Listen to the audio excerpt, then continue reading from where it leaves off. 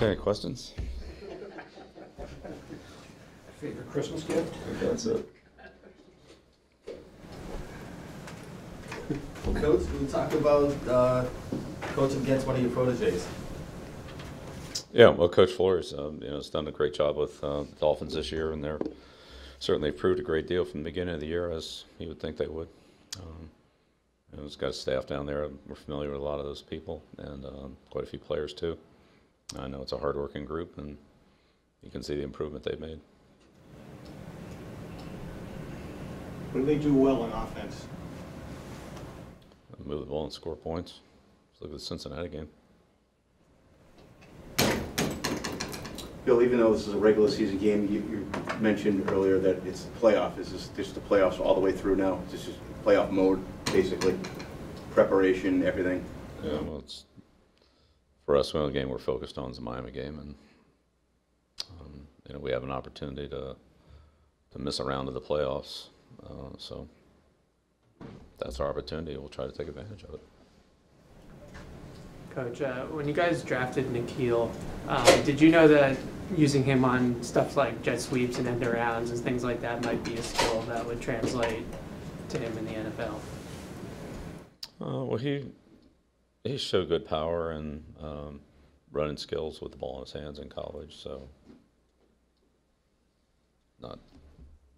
we felt like he could run with the ball. So, I wouldn't say we drafted. I don't think he drafted a receiver to run that play, but if there are things that a receiver can do that are productive and you get him the ball, consider them. I know you don't get into rating players or Right. this game is the most important thing, but I'm just curious about Stephon Gilmore, who's getting a lot of buzz as potentially Defensive Player of the Year, and maybe you could just speak to the impact that he's had on your team and your defense as a whole. Just to wake himself up. In this box. Yeah, I mean, I've talked about it many times. Steph has done a great job for us, and he works hard, prepares well. He's very professional, and he has a very good skill set. He's long, he's fast, he's a good tackler, he's strong, plays the ball well. So he does a lot of things well, and he's done them well for us all year. Can you see his influence on maybe someone like JC, who's come into the league as a similar frame? Sure. I mean, I think anybody can learn from Steph, both off the field and on the field. His technique's good, his preparation's good, and he has good awareness and instincts.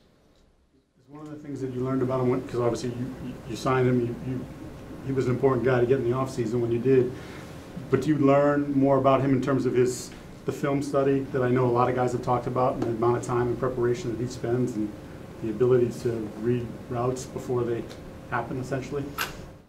Yeah, I don't think you really know a player until you spend a lot of time with them day in and day out, where you really see what that player and what that person's like. I mean, we knew some things about him from Buffalo, but it's not the same when you spend every day with a player. So, we know a lot more about him now, and he's again very professional and impressive. I mean, he puts a lot into it. He puts a lot into his training, puts a lot into his preparation, and I think everybody has a tremendous amount of respect for him, in part because of that. Coach, I was wondering if you could take us back to the first conversation with Elandon when you approached the subject of playing fullback, and kind of what his reaction was when you asked him. Whatever you can do to help the team. It's just the flip of middle linebacker, just on the other side of the ball. As a middle linebacker, you're searching out the guy with the ball. As a fullback, you're searching out one of the guys who's trying to get the guy with the ball. So, and he played some, back earlier in his career, way back. So, he had a little familiarity with it. But, Landon has a great attitude. We'll do whatever he can to help the team, whether it's fullback, kickoff coverage, punt coverage, kickoff return. He's been on all the special teams and all that, so he's very willing to do whatever he can to help our football team. Devin was talking about the playing teams that like Detroit, with the coaching staffs and some of the crossover. In some ways, it's harder, the preparation, because I guess how do you go into game planning against a team like that you know that they know you as well as they do, not just because they're a division opponent, but because obviously the coaching connections. Yeah, I think there's a lot of truth to that, kind of too much. There's only, call it 65 plays in the game. We know they have way more plays than that. They know we may have way more plays than that. But you can only run so many, but you have to prepare for a lot more than that. So sometimes you don't know what you don't know. The only thing you know about Cincinnati are the plays that we've seen. I mean, we know they have other ones, but we just don't know what they are.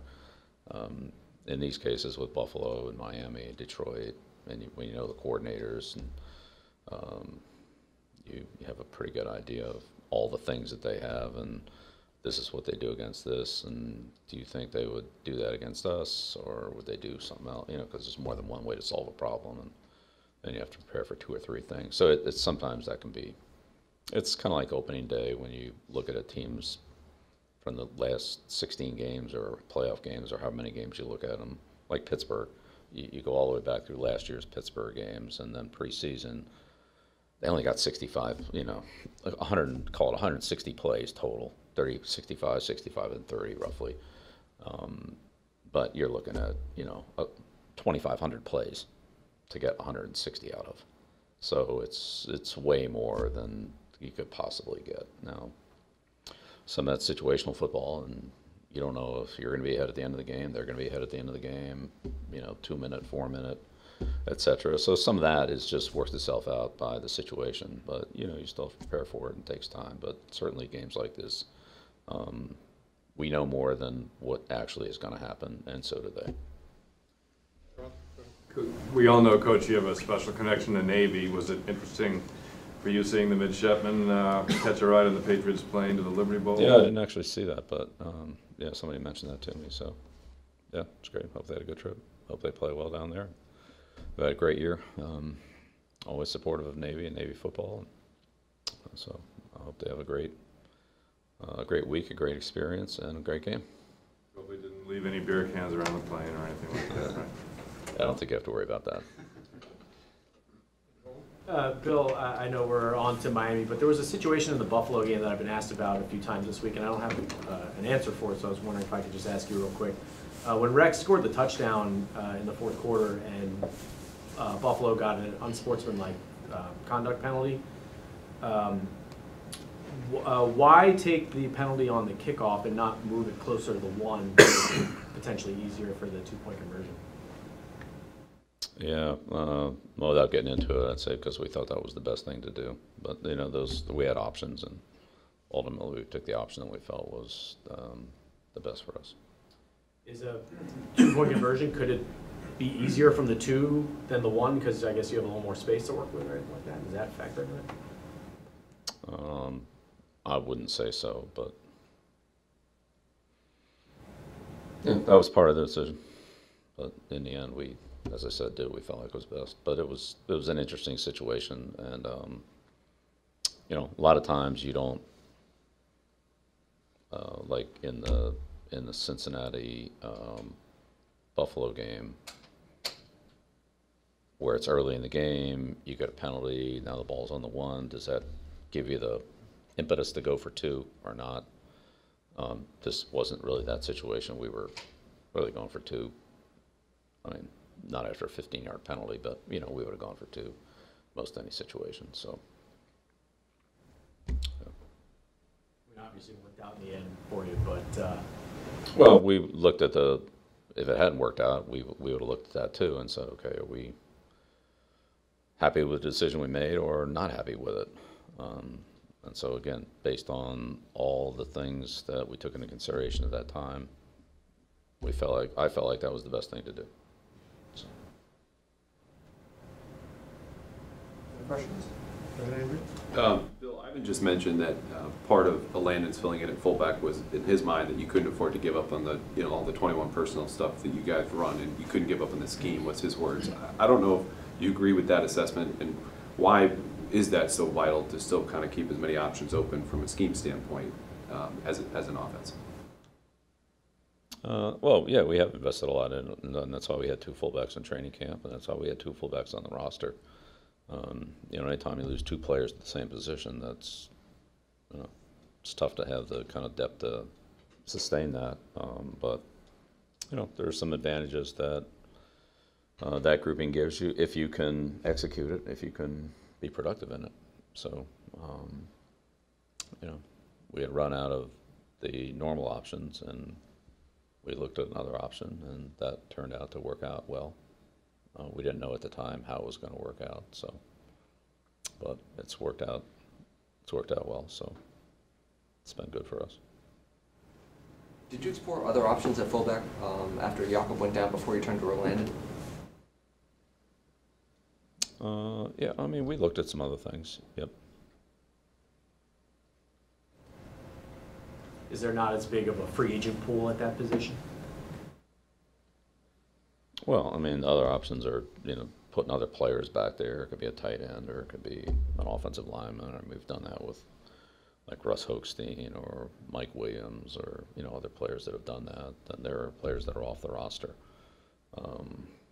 Which, you know, one of the great things about the Landon situation is, you know, to commit a roster spot to something that is maybe at that point kind of an experimental nature. You know, roster spot for 3 or 4 plays. I don't know. You know, if you can afford it, great. If you can't, then that's keeps you from doing it. So those stars were in alignment. Anyone else? Any reaction at all to Antonio Brown working out with the Saints? Port State? Yeah, not really focused on Miami. Doesn't really have anything to do with us. Thank you.